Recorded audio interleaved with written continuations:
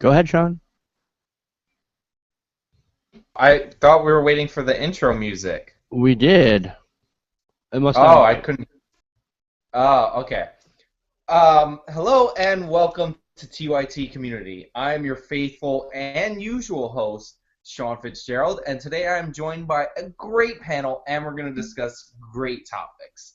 Um, First off the bat, we're going to talk about the Charlie Hebdo story. I know you've had that beaten to death, but we're going to attack it at a little different angle.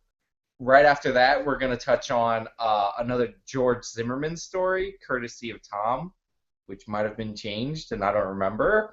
But Tom's going to present something. We're also going to talk about our 2014 recap because we know you guys really wanted to see that 10 days later. And we're going to talk about another story that eludes me at the moment. But how about I just introduce my panel? I'm joined today by our gracious super overlord host, Jeff Waldorf. Oh, this is a disaster already. Why? Hello. I'm just kidding.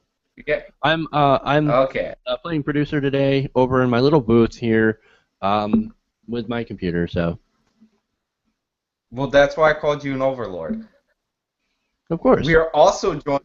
We are also joined by the host of Tom's radio show that I'm pretty sure is called Some Say with Thomas Reynolds. Tom, why don't you say hi to your fans?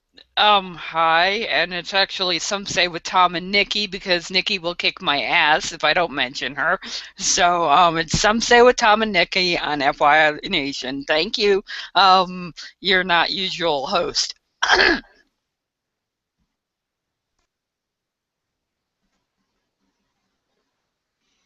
Okay, that's great. That wasn't in my producer notes, so I blame Jeff for that. And we are also joined by Lucy from New York.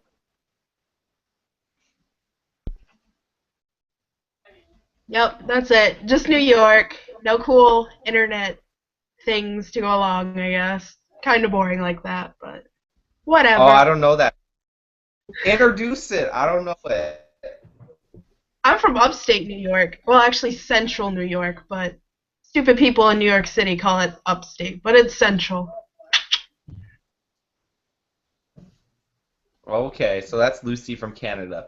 So I want to jump right into the action and talk about the Charlie Hebdo story. As most of you know, a magazine in France was recently the target of a terrorist attack. It was actually a shooting, and if it was all white people, it would have just been called a shooting. But since it's a Muslim thing, it's a terrorist attack, and I do believe it's a terrorist attack. And 12 people were killed, and they were attacked for depicting the Prophet Muhammad in very not good ways. But that's not the angle I want to talk about. The thing I want to talk about is how American media responded to this attack. CNN, many mainstream outlets, including CNN, the Associated Press, the Telegraph, and the New York Daily News, refused to show the cartoons that were in question, even though this attack was essentially an attack on free speech and free expression in the media. So I want to throw this to my panel so that they could talk about the cowardice, I mean, their opinion on these news outlets not showing the cartoon and how they feel about it. Lucy, why don't you take it first, since I forgot your internet stuff. I don't have any internet stuff. I haven't made any videos.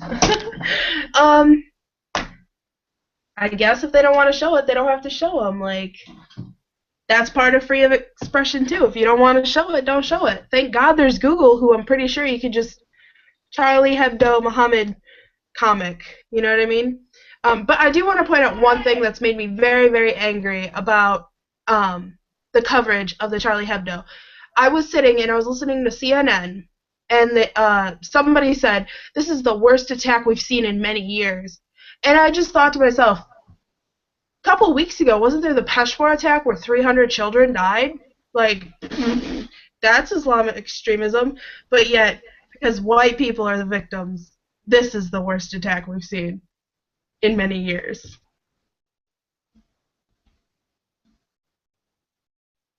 Yeah, Sean. Okay, Sean, okay, can I Tom, what do actually? you think? I actually, Lucy picked up a really great point that nobody on my show or anywhere seemed to have noticed, where there have been other attacks that have happened. Boko Haram just recently wiped out a village in Nigeria, and it's Boko Haram. Bring back our what? Bring back our who? That's not noticed. But this attack, because Whitey got, and I'm not diminishing it. I'm not diminishing it. But because it was a bunch of white people and it was Western world, Western civilization, because we're more civilized, and the 24/7 media cycle and all that, the actual cycle doesn't seem to care enough about these other attacks that are equally as brutal, if not more so, and equally damning to things. So Lucy's right. This is what we expect from corporate media. They only want to talk the right wing corporate whore narrative. So I mean, this is what we should just expect. Can I just add something over here from the producer booth? I talked about this earlier on the radio show that I have. I think that part of the reason that they're not showing this is because they're scared. They're scared of being attacked like Charlie Hebdo. And that's sort of the angle that I see this from. Like, oh, we're scared, we're not, or we don't want to offend anybody, and so we're going to, we're going to basically acquiesce to the demands of terrorists by not showing these cartoons, these so-called offensive cartoons. And by the way, if your faith is so weak that you get offended by a cartoon and you must kill over a cartoon or a depiction of your prophet or whatever, you got a weak-ass religion, or at least you got weak faith. Well, that was go ahead, sorry, son. Hold on, Tom. That was actually a great point by our producer, our overlord, and a point that I was just about to bring up is, one, to me it is cowardly, and number two, it's also not doing your job as a news organization, because you're saying that they're outraged over images, but you're not showing what they're outraged. To me, it's comparable to when somebody says the N-word. And they censor the N-word so many times, and you don't know exactly what they said, or you can't get the full context because they're afraid to read quotes on the air. Like, you should be able to show it and not be intimidated or not be like, it's either not being intimidated or just not doing your job as a journalist. So I wanted to ask you guys what your thoughts are on, like, it from that point of view. Like, do they have a journalistic duty to show you what sparked this? I think if you are talking about a journal in context, yes, they do, because you need to understand the root of where you're coming from, where these, and I use this term loosely, where these people are coming from. You need to understand, and then you need to blackball the fuck out of them. You need to marginalize them so much that they're pushed off the side of the earth. But that's not to say do not take responsibility for what France has done as a colonial power, for what the United States has done in Iraq. It's not to diminish the responsibility of the other side, but you need to also have a full frontal assault on why this is happening and understanding, so you could get all sides and so you're not as ignorant as the people perpetrating the act are, and have a clear understanding on why things are happening, and not be that one idiot on TV.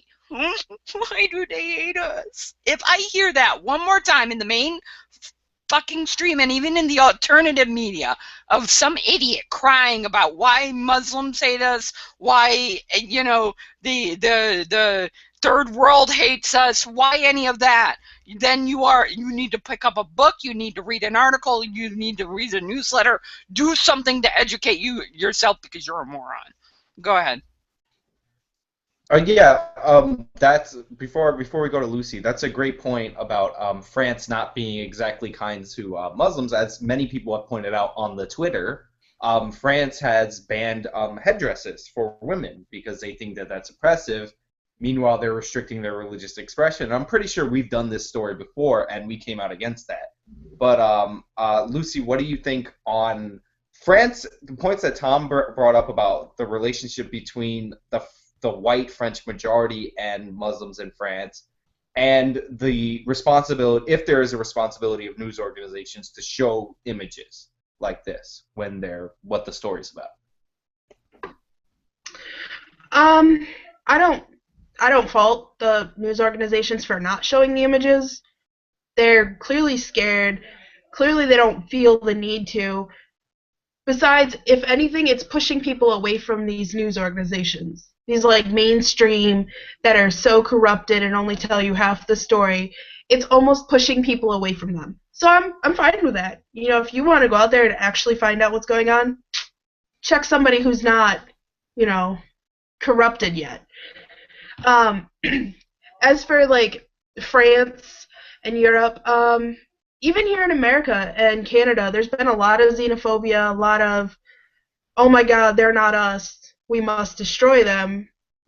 And it's been that way, you know, since really 9/11 and stuff, and with ISIS regrowing, you know, growing in popularity, it's just getting worse because, you know, it's like, it's hard to explain, but it's almost like they're giving the power to these terrorist organizations by saying, oh, all Muslims are the terrorists, all Muslims are the terrorists. Because then the young Muslims, they're saying, well, okay, well, I don't belong here. And then there's people over there who say that I'm accepted, so maybe I should go do whatever they want me to do because they say I'm accepted. Like, we need to get out of this mindset of we are us and they are the other and we must destroy the other. Like, we need to figure out how to work with other people. Can I add something as well? Or sort of kind of on that vein, it comes down to the fear of Muslims, a lot of this. The fear of terrorism and terrorists and people who, you know, would be possibly offended by these cartoons, that is sort of why the mainstream media wants to stay away from this. They're afraid, and they also are the perpetrators of a lot of that fear. They're the ones that are continuously fear-mongering for ratings. Jeff, I'm sorry, I don't think it's just fear-mongering. I think it's a part of it. I think it's fear-mongering of religion, because if you see what the left wing does about with the right, there's this even with the NAACP bombing, there's this palpable thing just to switch. Oh, they got guns, they're gonna attack, we're gonna do that. I think it's fear of religion and the unknown, and not having a broad understanding, and just making us assumptions about somebody's faith and somebody's religion. An individual having a faith, to me, is perfectly okay. If Lucy wants to wear her headdress and on the show and whichever, it's perfectly okay to me because she has her faith.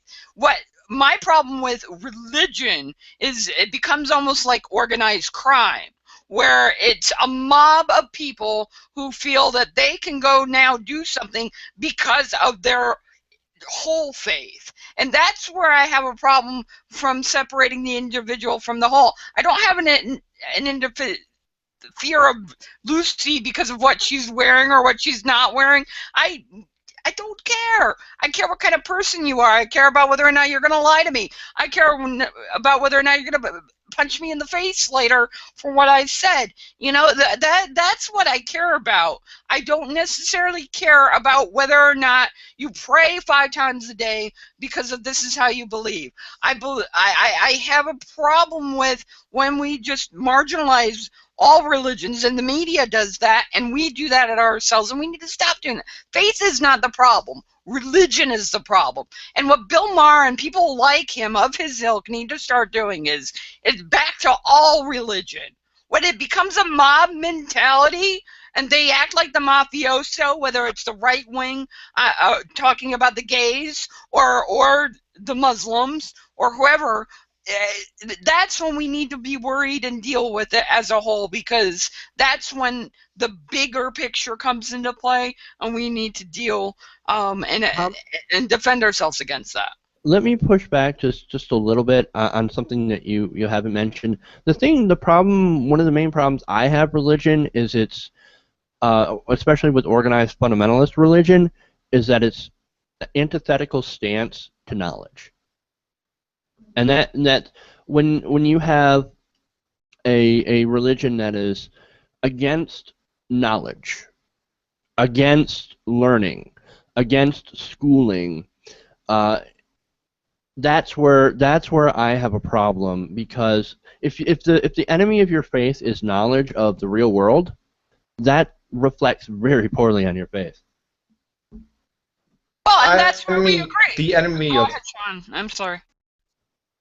yeah, but the enemy of most faiths is knowledge, in my opinion. But I just want to close out by saying that, of course, we're not saying that all Muslims are responsible, and I hate the idea that you have to make people apologize for attacks that they had nothing to do with. Like, I don't take responsibility for anything anybody else does, and I would hope that everybody would feel the same way. And I'm not looking forward to the day where some idiot in America shoots up another Sikh temple because they're so ignorant they can't tell the difference. Yeah, you know what? That's a good what point that you bring up, Sean. I feel the same way about making certain people like apologize. Like, oh, a Muslim shoots up, does an act of terrorism. Suddenly, the entire Muslim community has to go out and apologize for it. But and the same thing. The African American community, if somebody robs a store or assaults a cop or kills a cop, in some certain cases, the entire black community is expected to come out and apologize for that person. But when a lone right-wing terrorist blows up an abortion clinic, and yes, I call them a terrorist straight up, because that's exactly what it is, even if certain members of the media and certain right-wingers get all butthurt about it, it is terrorism. It is there to cause terror. That is the general definition. If you are causing fear and terror in your community, you are a fucking terrorist. But yet, at the same time, when a white person does an act of terror, suddenly nobody calls for the entire white community to sit there and apologize for them, like we demand the black community, like we demand the Muslim community. It's really, really messed up, and I don't agree with it at all.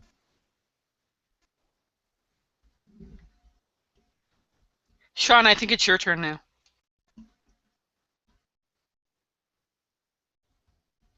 Huh? I was saying I'm giving you permission to speak since you're the host. I was gonna say the funny thing is what you call it. I forgot what I was gonna say, so let's move on to the next story, I guess.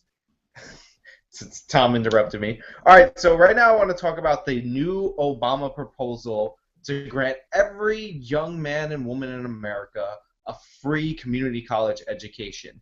Now, to give you a little bit of the details of this plan, basically what the president wants to do is for all students who go from half-time to up, so that's about 6 credits to full-time, and as long as they maintain a grade point average of 2.5 or higher, he wants to make their first 2 years or their 2-year community college education free.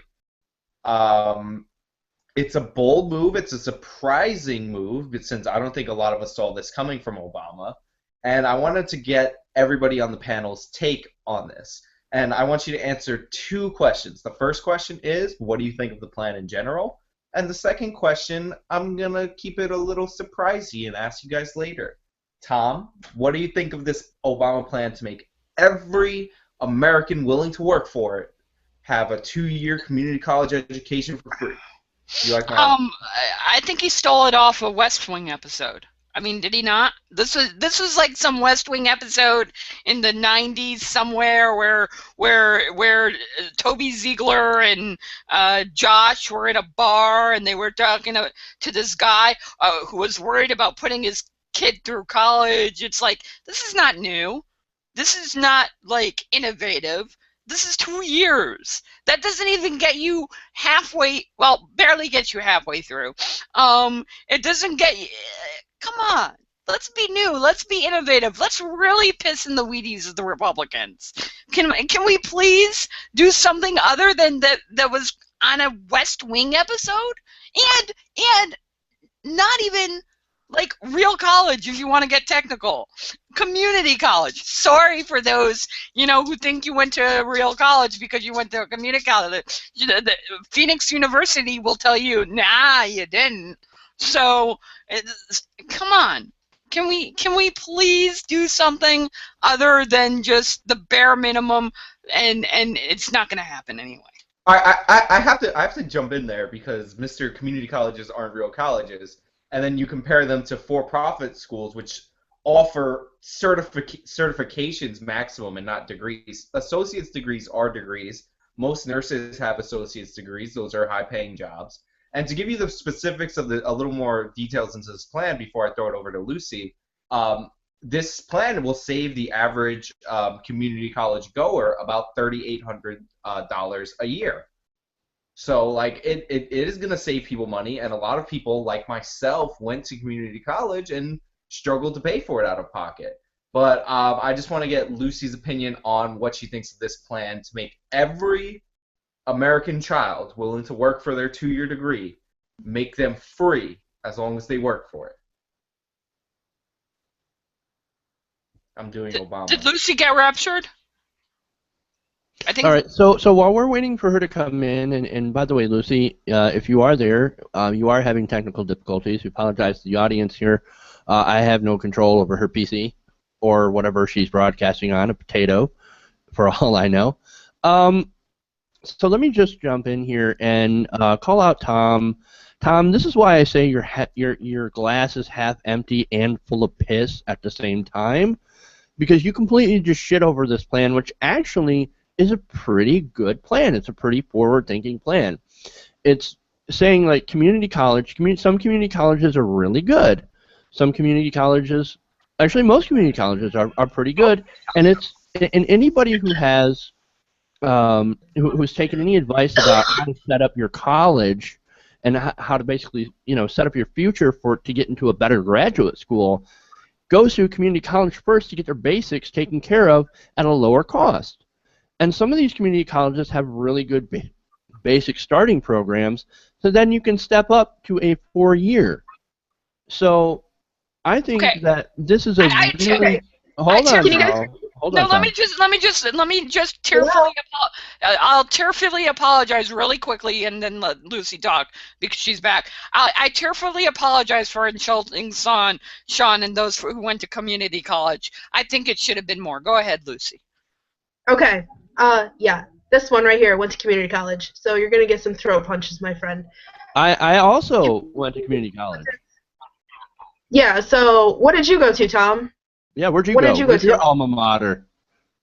I dropped out of I was asked. I dropped out of college. Yeah, America. Boom. There you go. I am happy to say, and honestly, I don't remember the name. Okay, so there you go. It was 6 weeks of being a college dropout. I am that guy. Okay, so you really don't have any place to talk or bash. Like, for-profits and community colleges are different. At least here in New York, I know a lot of the community colleges partner with the 4-year universities to offer classes that are easily transferable. It's the SUNY system. It's just how it's set up. Like, I could take classes at SUNY, Tompkins Cortland Community College, and then most of my classes would transfer straight up to any SUNY school, like SUNY Oswego, or SUNY Delhi, or SUNY Albany, wherever. Like, that's the beauty of a community college. It's easy, fast degrees that you can get. And here's the thing.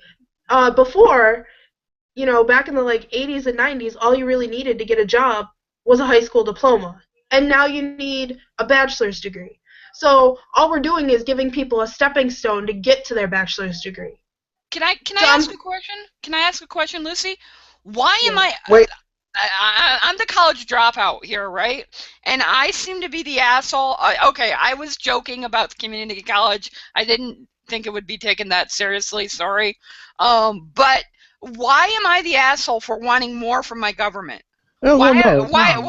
That's what it seems like, because I want my government to be doing more than just 2 years. Okay, well, Tom, that is a really valid concern, and on that note, when you frame it like that, I agree. I think what this is that this is a good stepping stone for free higher education.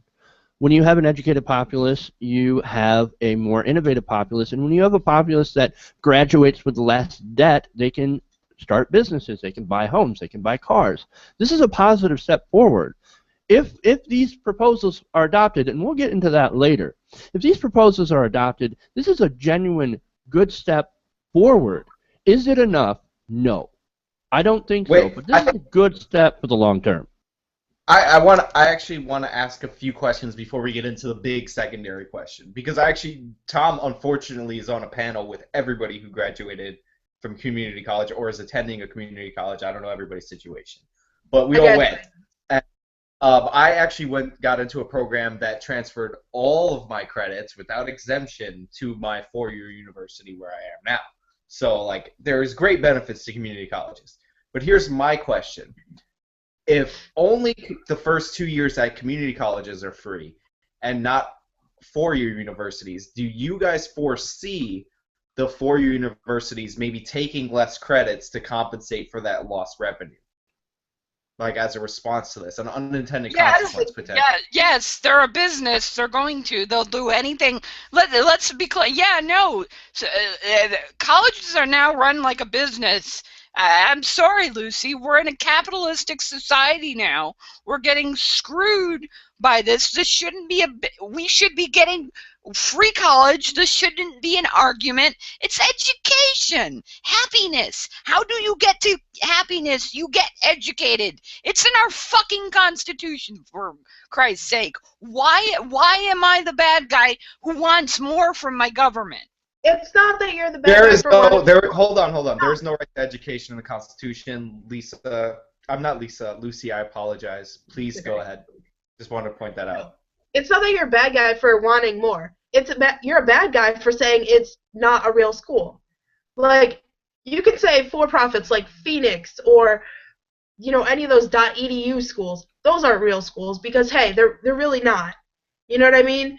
And they won't even tell us, like, how many of their students end up getting jobs. Like, hey, if you got 100% job placement rate, good for you if people want to take, but these people aren't producing jobs. So community colleges are producing people who are getting jobs. People who are able to go on. Let me clarify. Let me just clarify what I said. I'm not saying that. People who hire are saying that. Who hire from some people do hire from community colleges, a lot don't. Yes, it's good for a stepping stone. I agree with you there. But here's the problem. Unless you're fully educated, you're either overqualified, underqualified, or not at all. And here's the problem. What we need to do is get to a point where that either we have a decision to make to lower the work week to make it acceptable for more people to be able to be hired in the first place. If we're not going to have a expanding economy like Tom Hartman suggests, or we need to make happiness be an education so you could fulfill your life and so you can go further. Okay. I got it. Anytime you take a social work class, they tell you happiness might be to you getting educated. Happiness to the guy down the street might be not getting educated but having a well-paying job. Happiness is so objective. It's so objective. Like, well, let's talk to the people who aren't happy about this, about the idea, and that would be the for-profit schools that you mentioned. Well, actually, that was going to be my next question, because I have a whole bunch of questions I want to run by you guys on this particular topic, and then we're going to get to the question that might make all of them moot. My next question was how long do you think before, because for-profit colleges exist. Basically, they're disguising themselves as educational institutes to get government aid. How long until for-profit colleges are all considered community colleges by coincidence? Lucy? I'm saying how long will they lobby to do that if this goes through? I don't think they will. I don't think it'll ever. I think people see right through the mask. I think people do see right through the mask. I don't think they'll ever be considered, at least not in New York. To be honest, at least not in New York. I don't think they'll ever be considered part of the SUNY system. I don't think they'll ever be part of like the community college system. I'm not talking about the SUNY. I'm not talking about the SUNY and CUNY system. I'm just saying how long before they lobby the governors or the federal government to be technically counted as a community college. It's going to go based I feel like it's going to go state by state, and there's going to be just some states that they just know that they won't win in. And maybe in, like, Alabama, like, the next day, they'll be like, hey, make us a community college, and they will be made a community college. But I think it's going to be a lot harder than just starting to lobby, and I don't see them succeeding. Well, already you have to. Quick answer. How long? I don't see them doing it. I don't. I'm with Lucy. Totally 1,000% with Lucy on this one. I'm actually shocked, but okay. And I have one more question. Oh, Jeff, you want to touch it? Can I weigh in on this? Sure. I'd like to weigh in here on this whole thing. On your question, especially, there's a lot of requirements to becoming a community college, and the reason that they call them for-profit colleges is that they classify them differently than normal colleges, than community colleges, and I don't see that distinction being waived. Especially since we've seen the government trying to crack down on places like Everest and ITT Tech, and of course the consistent lawsuits that have been happening against for-profit colleges and settlements that have been happening and payouts to students.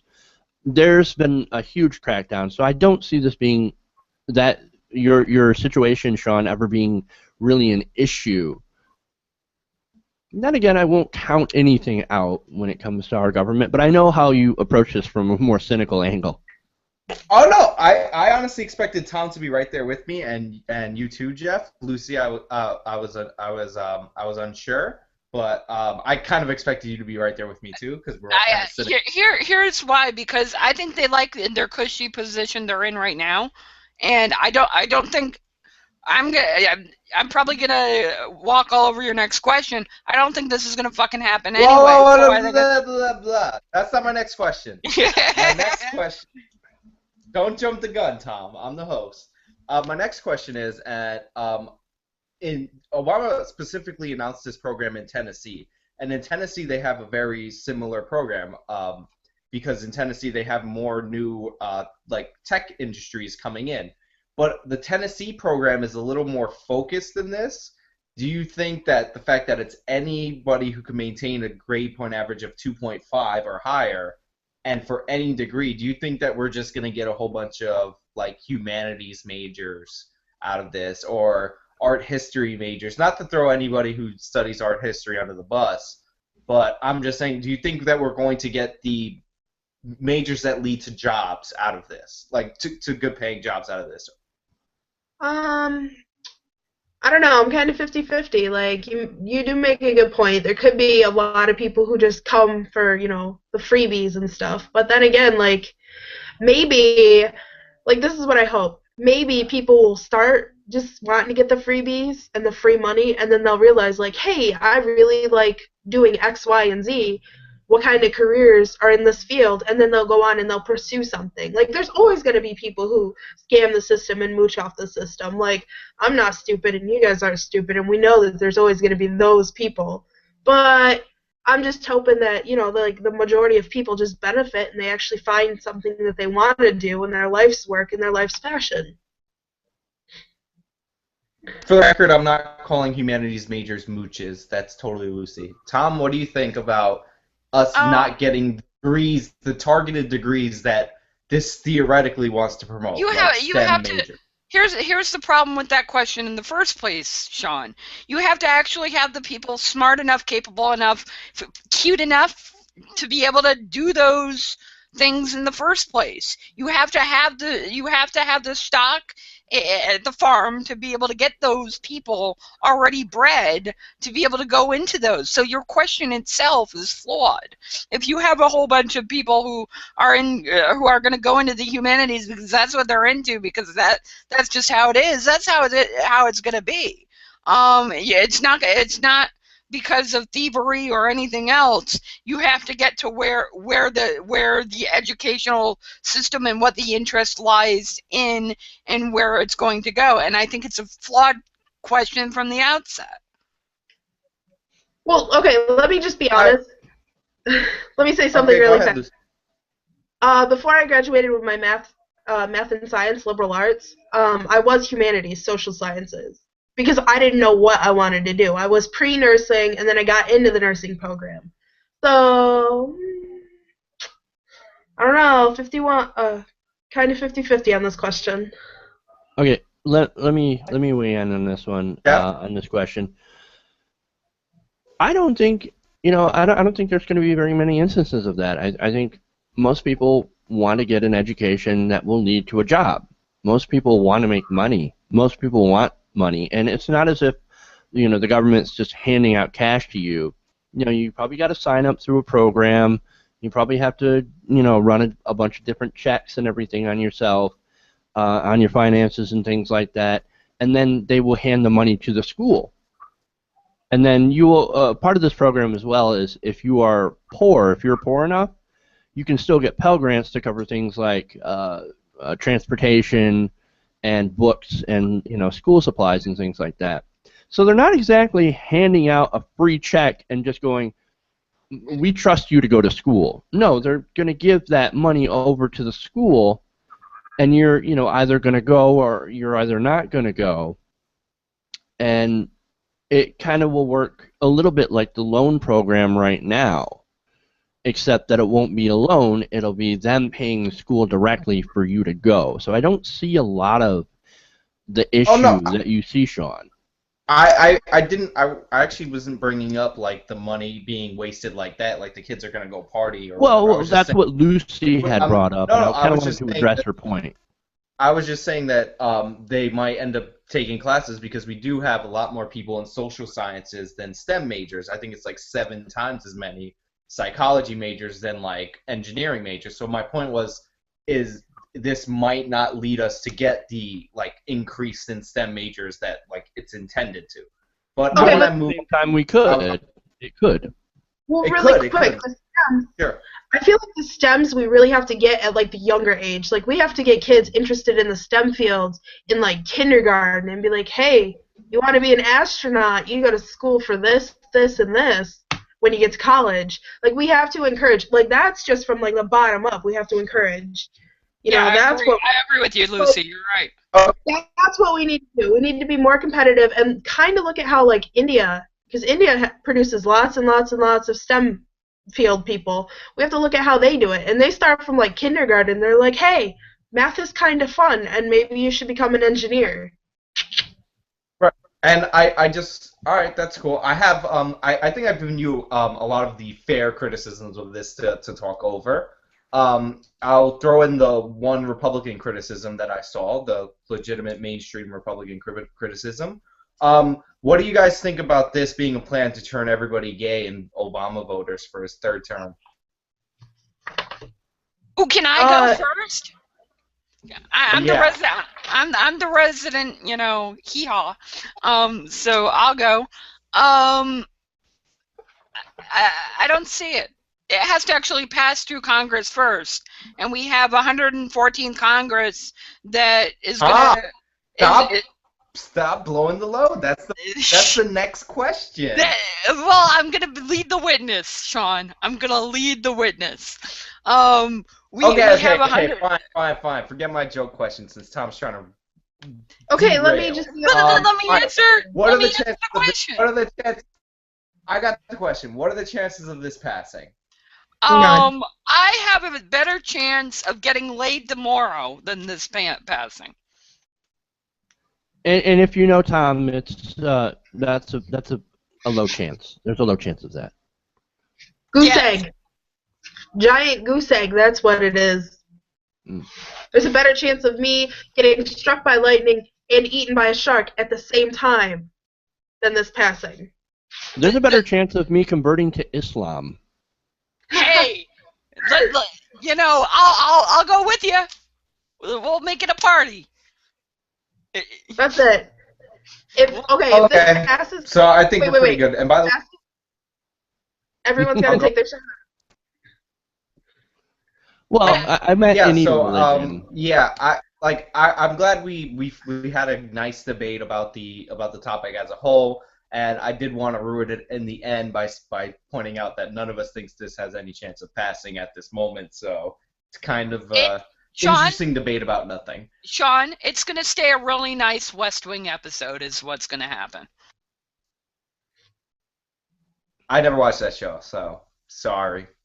All right, so we move on from Free College to a story presented by Thomas. Thomas, take it the lead. Okay, by wait, now... do you prefer Thomas or Thomas? Not Tommy. I really don't give a shit what you call me. Is Tom Ass okay? That's okay. That I will find that acceptable. Tommy is the one where I might crush you. Jeb Bush is probably running for president. But Mitt Romney is also probably running for president. Yes, ladies and gentlemen, richer and richer are running for president, probably. And apparently, there is some blood between the two bitches. This is an epic cat fight over the Richie Richest of Richie Rich in the Republican Party. I wonder if they will flip-flop about liking each other. The two Republican leaders' personal rapport is cordial, reports the Washington Post, but they are hardly chummy, and at moments the relationship has been strained, with each man's intertwined political network carrying some grievances with the others. Their early maneuvering reveals the level of competitiveness and snippiness that stems from a long history of similar career paths in business politics prescribed by the dynastic families. So I'm going to ask a couple questions. I'm going to start with Sean, who is our humble host.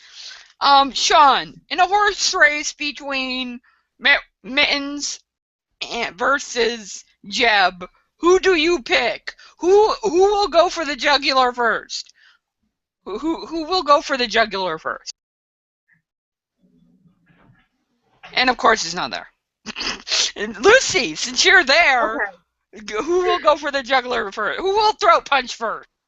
I don't know what's going on with Google Hangout tonight, but I think that I think the Bush party will attack first.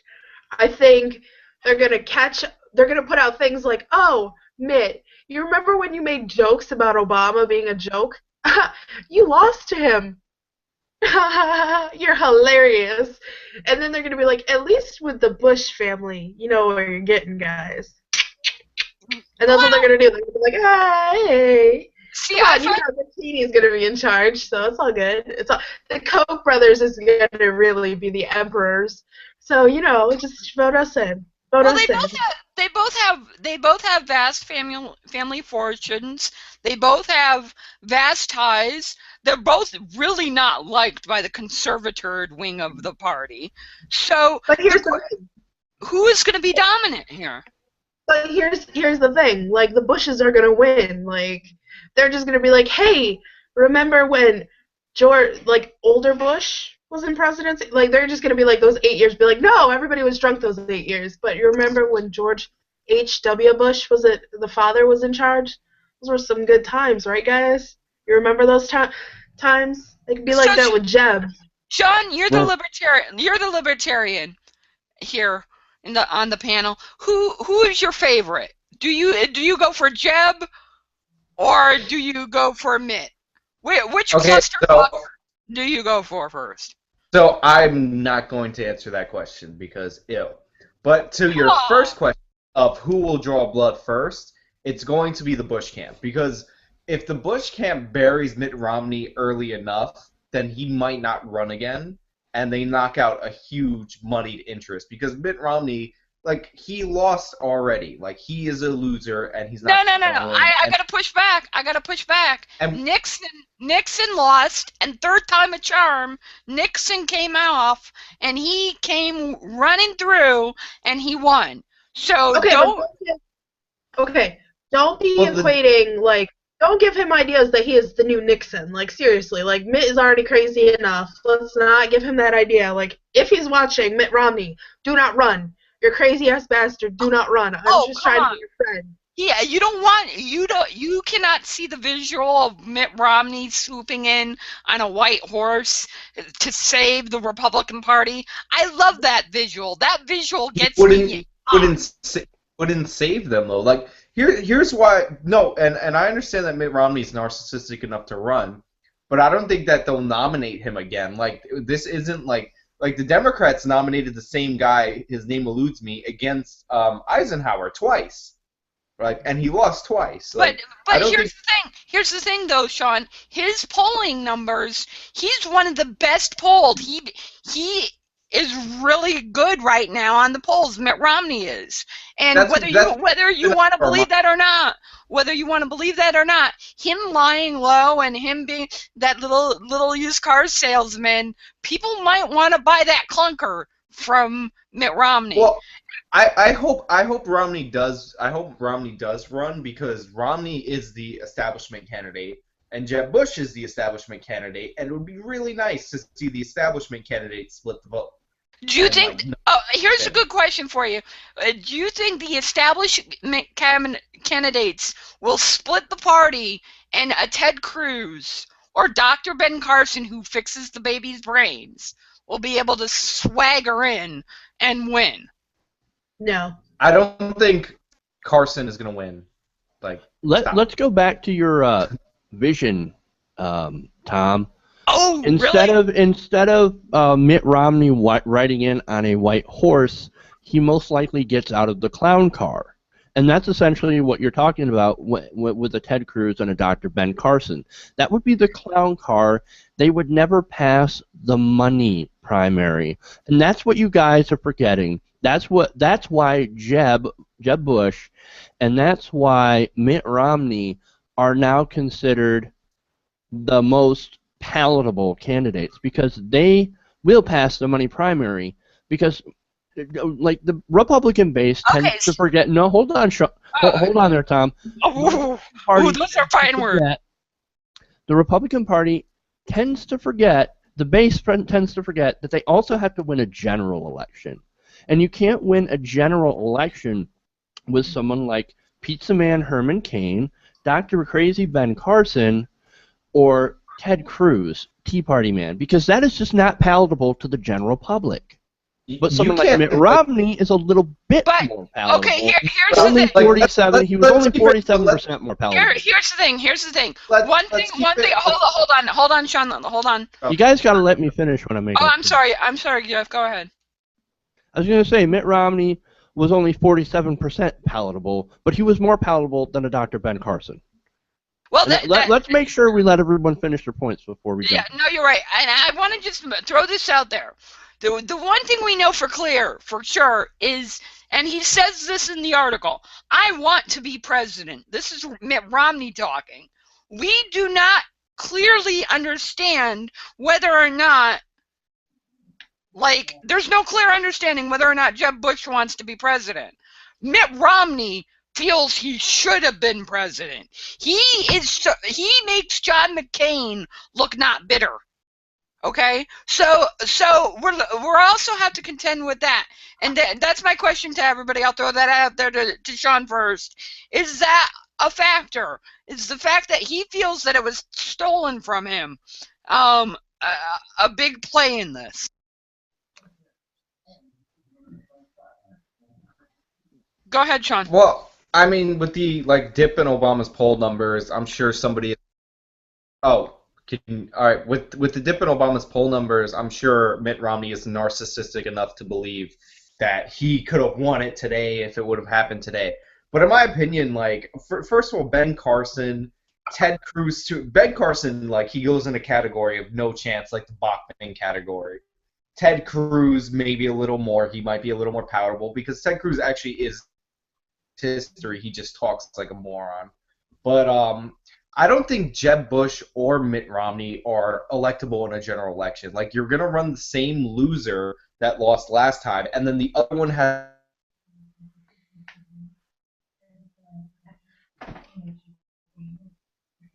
Are you there? Did he? I think he just got raptured. Sean, are you there? What I was about to say. I A was like, oh no. technical issue, yeah.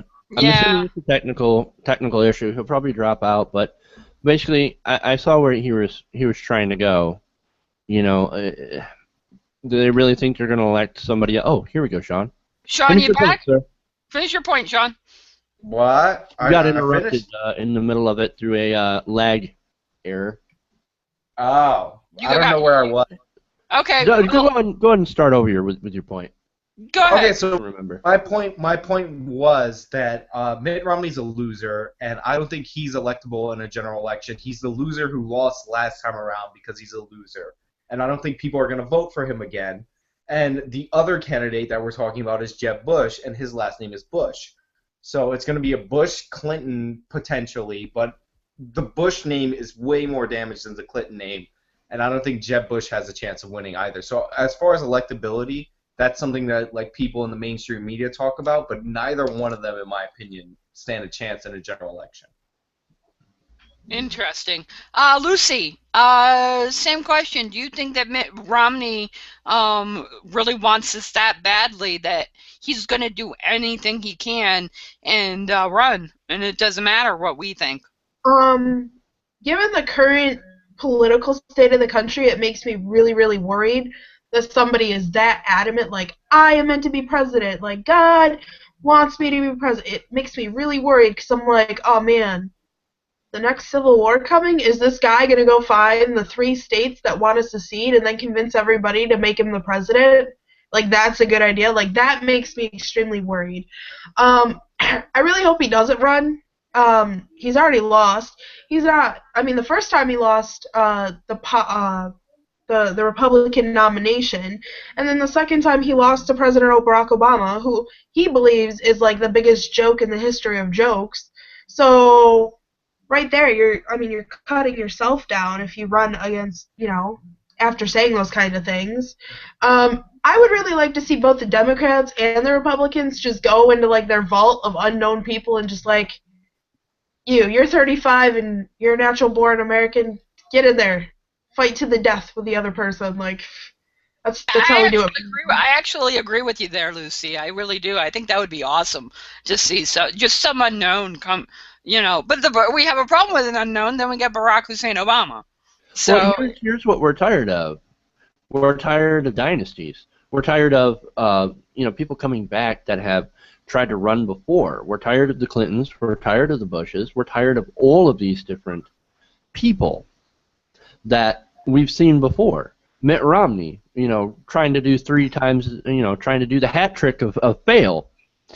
And then also, with another Clinton running, and like I said, Jeb Bush, we do need some fresh blood. We need more new people to come involved, but we also need new people with fresh ideas, and that's the same problem we have with all of our politicians. Is we need fresh politicians with new ideas. Right now, all we have is the dinosaurs that are still in office, that are disconnected with the regular public that they're supposed to represent. You're not going to get a good government to represent you if you don't actually have people that are close to you.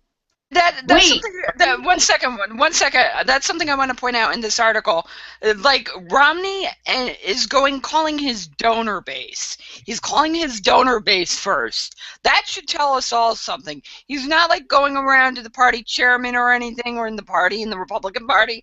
He's calling the donor base, and perhaps that is the biggest takeaway from all of this. If we're going to get new politicians that we want, like Lucy talked about and Jeff talked about, perhaps we need to, get a 28th Amendment and wolf-pack.com or Mayday or anything that will start getting rid of the donor base. So maybe we could have people with fresh ideas and new policies run and think they might actually have a chance in hell. Lucy, go ahead. I interrupted.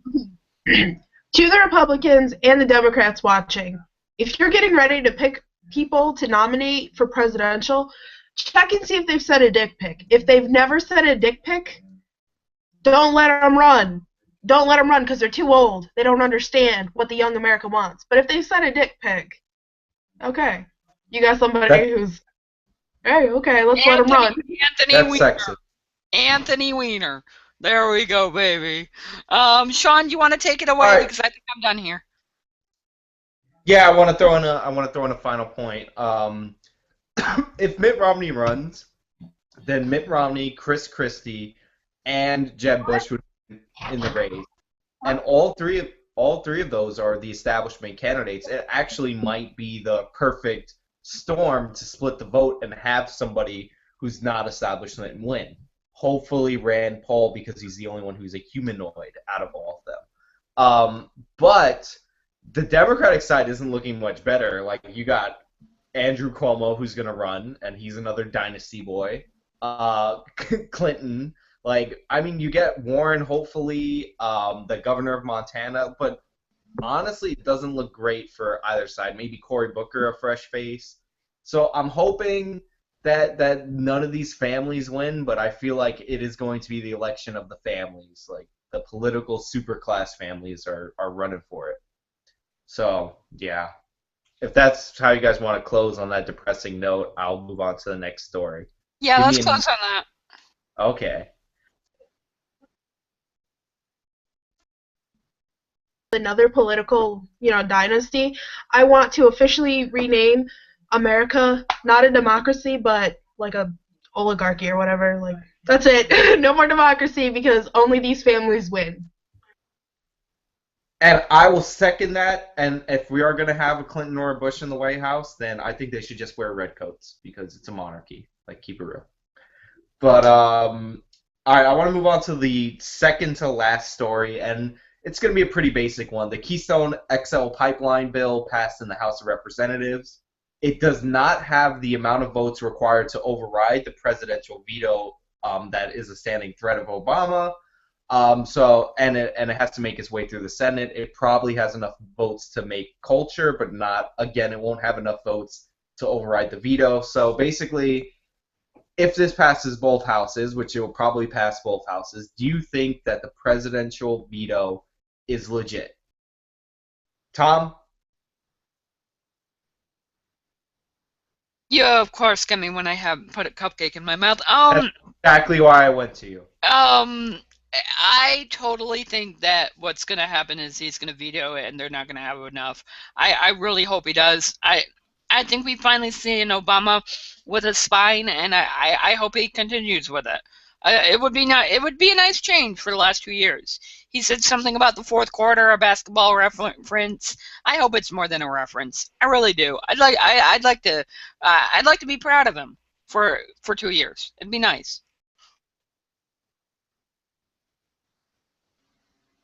Lucy, is the veto threat legit or no? Is the threat legit? No, I think he'll Like, if bend it passes, do you think he'll actually veto it? I really hope he does. I pray every day that he does veto it, but I don't know, like, I'm still 50-50. Like, there were so many times I was like, Obama's gonna be a badass now. Just kidding, no he's not. He was a little pussy. I don't know, like, I was watching Al Jazeera and they did a really great explanation, and they're like, at this point, we don't care about the environment. We know that that's not really going to create jobs. We know it's going to be awful for the environment. But the possibility of people investing in this country might diminish. And I was like, aha! So we get to the real truth of why we want to keep the pipeline going, even though we know all these bad things about it. Well, okay. If you guys were just upfront about it, then I'd be like, well, no, but at least you're honest. Does our overlord want to weigh in? Yes or no? Do you think President Obama's veto is legit? I think the veto threat is playing politics, is really what it is. Like, let's get to the real core of the issue. It's all playing politics against the Republicans. It's all trying to set people up and set the Democrats up for a 2016 run. And, I mean, I'm not sure how popular the Keystone XL pipeline really is. I know there are some unions that are pushing for it. I know that there are a lot of people that are pushing for it because they've been misinformed. But at the same time, there's a large base on the Democratic side of people that are pro-environment, that don't want to see this happen. I think people in other areas of the country where this is going to happen, they've been informing themselves about what this could possibly mean, and all the reports on it say that it's going to create 35 permanent jobs. It's not going to help us become energy independent because it's oil from Canada going to Texas to be shipped out. And so when people learn about this stuff and then they see the Republican spin on it and go, wait a minute, that's not right. We're going to call on the president to basically go against this, to say, I want you to veto this. I don't want this to happen. I don't want this to be built. And I think that the president, if given enough pressure, will bend to that, because I mean, President Obama is sort of attempting to play third wave here a little bit, kind of like Clinton, and putting his finger up to the wind and seeing where it blows.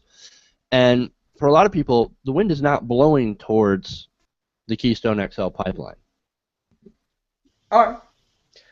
I just want to make 2 quick points, and and hopefully we can move on to the New Year's thing. Number 1, energy independence. Or first of all, the idea that the construction jobs, they're temporary. Construction jobs are always like temporary, like whether you're doing any kind of public works project. But number 2, and this is the most important thing, energy independence is total bullshit. Like, even if the United States was produced all the oil that we consumed or all the energy that we consumed, oil and other energy products are traded on a global market, and if there's a shock in one part of the world, then we are going to feel that here because the economy is interconnected. So anytime somebody says energy independence is bullshit, I actually like that the Democrats are fighting back, or liberals are fighting back using this bullshit talking point, because it totally works on the American people. And the oil is going out of the country. But energy independence as a concept is just not legitimate. I don't want to say a horrible word about it, but it's made up, it's fake, it's imaginary, it doesn't exist, and even if we had it, it wouldn't mean anything. Any final points? No, I'm good. Lucy? I'm okay. I'm good. Okay. Go on. All right, so we're gonna move on to the funnest segment of the entire show. I know it's been 10 days since it was 2014, and we all missed that year. So I want everybody on the panel to tell us first the best thing about 2014, and then second the much more fun worst thing. That's right, a recap 10 days later, because better late than never. Except when it's a girl's period. Okay, so Lucy, would you like to go first after that horrible joke? Because Tom's laughing. Best thing of the year. Like the best thing that happened in my year? Or like worldwide? It could be your year, a news story, whatever you like. There are no rules. Best thing. I don't know. I had my 22nd birthday. Woo! In 2014. 2015, here comes 23. I don't know, I really don't have anything. Okay, we'll come back to you. Tom, best thing of the year.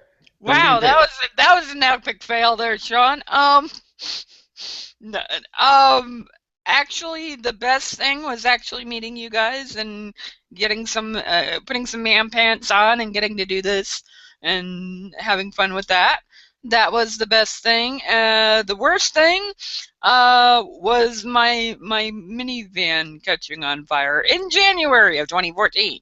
So both really personal, and hopefully it will improve. I miss my van. I miss transportation. Transportation was nice when you had it. On the bright side, though, my carbon footprint is reduced. Would our overlord like to tell us the best part of his year? If it involves me, double points. Well, I'd say the best thing about 2014 is actually seeing the growth that TYT community has gone through over the past year. We went from well, either 0 people watching live to 2 or 3 people watching the show live, and now on a night where we can properly inform everybody, we get somewhere around 15 to 20 normal viewers. So, and of course the clips have been doing better. Our channel has been doing better overall. Nearly 11,000 subscribers. We've gone somewhere around 2,000 subscribers this year. So it's been quite a good year for TYT Nation and TYT community in general, and that's the best thing that's happened, is to see all that growth and to be in charge of that growth and to see it happen under my watch. Admirable. Lucy, do you have anything or no? No? I really don't. Like 2014 was just another year for me. Like nothing super amazingly fun, awesome happened. But nothing super awesomely bad happened to me. So I don't know. Okay, maybe the best thing is I started watching TYT, and then I switched over and I started actually participating in TYT community. So probably that was, I don't know, the best thing. That's great, and I'm touched by all of you that you included this show in your best of 2014. I will not be doing that. My best things of 2014, I met a lot of good people. I got back in school, made the dean's list, or I qualified for the dean's list. Haven't got my certificate yet. Not a big deal. I met Cenk Uygur at a premiere of his movie, which was awesome. Not a big deal. All right, I'll say it. I'm very proud of the growth of our show and all that cheesy stuff. And I'm glad I met you guys. And that's cheesy too, but whatever. You are such a sap. You are so sentimental. Yeah. Do you need a hanky? Yeah, if I met you like so that doesn't count. But I'm talking to these two. Yeah, your husband. Your husband. Yeah, Tom might be included in my worst of. And we're going to go in reverse order this time. Jeff, what's the worst thing, news story, whatever you want, of your 2014 year? And don't be too much of a downer. Okay, so can I kind of divide it into 2 different categories, personal and news related? If that's, because that's something that personally, one of the worst things that happened is my dad got cancer. That was shitty. But then I can go back and do the same thing personally and talk about good things, that he was just cleared of that cancer, so he no longer has it. So there's a good thing and a bad thing. The other bad thing is just seeing the resurgence, the continued victories of the right wing, continuing to win victories. Obama folding on just about every progressive issue other than the social issues such as gay marriage and stuff like that. He's been really good on that stuff. So that's been pretty bad, seeing our country continue to move further up over to the right. And I think the worst thing is this year is the midterms. I was really disheartened by the results of the midterms. Thomas? Or Tomas? Okay. Again, personal end was my van catching on fire. I gotta go with Jeff on the congressional end with the midterms. I'm not surprised about how Obama's been. I'm really not. I mean, I had a weird feeling about him during the election. I had that weird, Tea Party, he's evil feeling. So, I'll go with that and keep with that. And there you go. So, yeah, my big thing for me was my van. Tom, can I ask you something? Yeah. Was your van located down by the river? No. But ironically enough, it was in January when this happened. Okay. And it caught fire. So you weren't subsisting on a diet of government cheese? No, in fact, I wasn't even in the van when this happened. Steven was in the van when this happened. I was asleep and I woke up to him freezing and freaking out at the side of my bed. And I was like, why did you even go out? So Wait, so I blame the victim. I blame the victim. so your van caught fire in January of 2014, and that's the Yes. worst thing that happened. Yeah, So yeah, because 2014 was nothing but uphill. you know what? Fuck you. With love. I'm technically right. Lucy, you got something for us? Worst thing. Oh, She just got a dropped. rapture. She raptured. That's what she got for us. She said, fuck off. Okay, so all right, well, she'll come back hopefully, and she'll tell us her worst thing. I will tell you my worst thing. Jeff downed on it. Oh, she's back. There we go. So I get to save mine for last because I'm awesome. And Although I we have dead air. believe Lucy is coming back. Production alert. Lucy is on her way back. I see her. I wonder if she saw it. No, she went away again. I Okay, wonder. I'll tell my story and Oh, we'll God. close it out. So along the lines of how Jeff started his, I actually lost a father figure in my life, and that's obviously the worst thing that happened to me in a shit ton of years. Number two, the second worst thing, if we go to more if we go more towards the newsy area, the second worst thing is we're back in Iraq, and that's horrible from a news point of view. And probably the worst thing of all, of course, excluding the death in the family, has to be The Amazing Spider-Man 2. It was an unmitigated disaster in every conceivable way. It was horribly disappointing. And basically, it was like taking Spider-Man and putting him in front of my 8-year-old self and then shooting him in the back of the head. Ouch. I hated that movie. Wait, what? I heard back of the head, and all I could think of was JFK. Repeat that, please. Amazing Spider-Man 2. Basically, if he would have got shot in the back of the head during the movie, during the filming, it would have been better than what they put on the screen. That's not nice. You are not getting I'm talking paid. about the character, not Andrew Garfield. You are not getting paid by the production By company. Sony? Yes. By Sony? Yes. They are not paying. They are not sending you a check, my friend. By all Oh, and by the way, I right, saw that Marvel movie. should be in charge of Spider-Man anyway. They need to give it over and sell it. Did Word. you see? And then- Were you gonna say you saw the interview, Jeff? All right. I'm sorry, Sean. Yeah, I did see it. But they should hand it over to Sony, to Marvel, and then cast me as Spider-Man.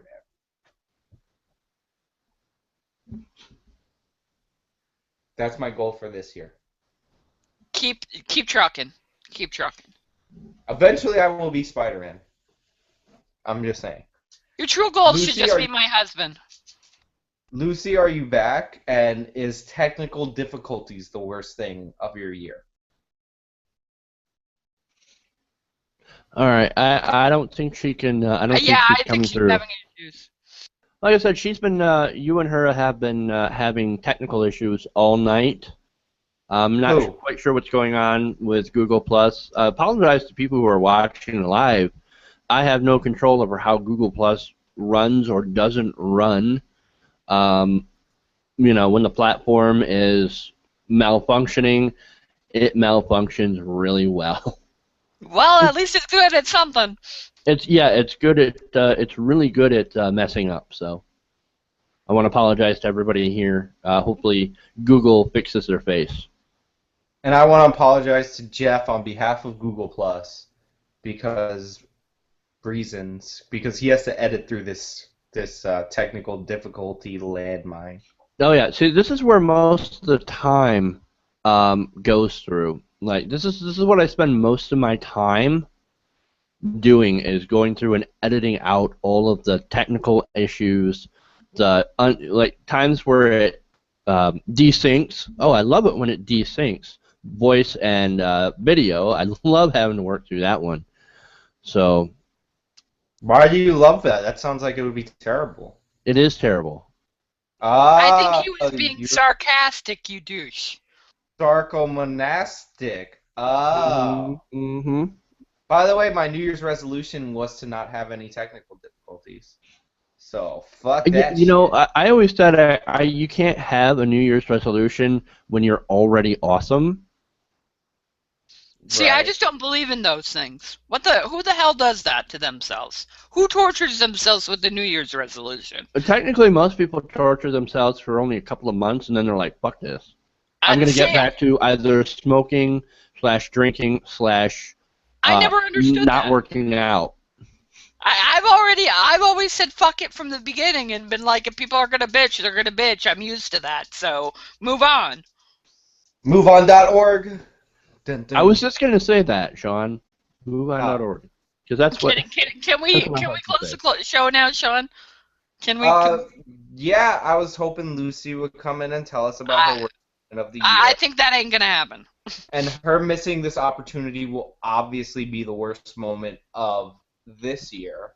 So I'm sorry for ruining 2015, but that's going to be all for TYT Community. I want to thank everybody in the audience for joining us. I'm talking to you, random commenter that I forgot to look up before I started talking about you. That was helpful. And now I'm stalling. Well, okay, but yeah, so we have actually, Sean, we have a new commenter, actually, somebody who hasn't been here before, who has been asking questions about the show. Ravis Corgi. Hopefully I'm saying that right, because I know there's like a little dog, a corgi or a corgi. Yeah, corgi. Corgi. Okay. Corgi. Very cute little bastards, aren't they? Yeah. Unlike me, yeah. Yeah. No. Anyway, new viewer, somebody who I've been chatting with in the chat. I want to thank him for coming out as well. All of our new viewers, we love you guys coming out here. So, in response to Xander, while I'm answering kind of questions from the chat, no, there's no good free video editing software. Most people tend to use the stuff that comes pre-bundled with Windows, which I find terrible. Yes. Windows Movie Maker, that's terrible. But there are different freeware / shareware kind of things. Drown the baby with the bathwater kind of things. Well, Yeah. all I'm gonna say is don't get Adobe Premiere Pro from a torrent because that would be wrong and it's totally easy and free. Yeah. But Yeah, it would be terrible. Your computer would catch fire and the NSA would hunt you down in your sleep. No. Yeah. It would Naughty. be no. It would be immoral, and I just want to tell you, don't get that software. It would be free and easy, and probably take you like 15 minutes, and it would work perfectly, and you would never have an issue with it, and that's just wrong. So don't go to. And no matter how good your editing software is, if you're trying to edit through interruptions and technical issues from a show, you're still going to have an issue. You're gonna have a bad time. So what you're saying is shut the fuck up, Tom, Jeff. Is what you're saying. Hey, you don't control where the technical issues over Google Plus, and that's what we have a lot. That's what happens. So, and we've got some of those, and we do have some. Sometimes we'll overlap each other, and then nobody can understand a thing anybody has said. So I'm gonna have to cut that out. So no matter how good your editing software is, you can't really work through that without just cutting it, and that takes time. May I ask our dear leader, host with the mostest something? Can Jeff promote his new stuff that he's doing next week? Oh, hold on. I do want to. Lucy is Jeff, here, you can't ban. but she's ghosting because she doesn't have any sound. But she says I'm going to share her worst thing of 2014. Let's see, and that would be the worst part of 14 is the Gaza and Peshawar attacks. Understandably, I guess she knew a lot of people in Peshawar. And so, was close to some people there, and so that was one of the things that made it a kind of a bad year. The terrorist attacks in Peshawar, and of course the Israeli invasion of Gaza. So, understandably, hopefully I got that right, Lucy. Damn. Just trying to beam it over to me and through my head. There you go. She was obviously, her technical difficulties were obviously her being censored by the Western media. By the She lame didn't pick. stream She's the only one who media. didn't pick an Amerocentric story. That's very. That's terrible. Not what I said, but I No, feel what you bad. said. Let's go back to what you said and criticize All right. that. Oh well. Anyway, as for promotion, I've been doing some testing for a radio podcast. If you guys enjoy listening to me, listening to me talking about politics and things like that, I'm doing a show starting next week, Tuesday, 2 p.m. Eastern, on the FYI Nation, and of course all that stuff will be linked out from my Twitter account, and of course from Tom's Twitter account, the different Twitter accounts for FYI Nation, also hashtag FYI Nation, and my Twitter at Jeff's Politics. Start that on Tuesday. It'll be an hour-long podcast before Some Say with Tom and Nikki. Like I said, I'll be talking politics. I'll be talking news stories. I might even throw in a little bit of fun. I talked about squirting earlier, That's totally fine. as well as some of the stuff that we covered tonight, including Obama's college proposal, and I got down on religion a little bit earlier as well. So I did not get to the punching pastor, so on Tuesday, look forward to the punching pastor. That's going to be a fun story, so, tune into my podcast, MixLR, and, 2 p.m. Eastern, FYI Nation. Yep, and just so you know, Jeff, on the Twitter, we retweet everything on FYINation.com, and you can see it right there. So if you're confused on how to listen or where to listen, just go to FYINation.com. There will be something for the show, and there will be information because we have a whole bunch of new shows starting next week on top of ours, and it's going to be really fun. So, fill you in. I get it. Yeah. Yep. Oh, for your information, FYI Nation. Oh. And my show is called, my podcast will be Around the Nation on FYI Nation, so you get to hear stories from around the nation. Clever. Until Jeff realized that I licensed that name and sue him for copyright. Then his show will be named Jeff Waldorf's Palace. Okay, on that note, can we get the hell out of here, please? All right, good night, everybody. We will see you. I just want to say good night and thank everybody for joining us. Lucy, Tom, Jeff, Sean the most, because you're the best. Another great episode of TYT Community on TYT Nation. Make sure to like, subscribe, retweet, Facebook us, fucking MySpace, Vine us, Tinder us, whatever networks, share us, Snapchat us, tweet us. I've said tweet, but do that too. And goodbye. Okay, I'm done.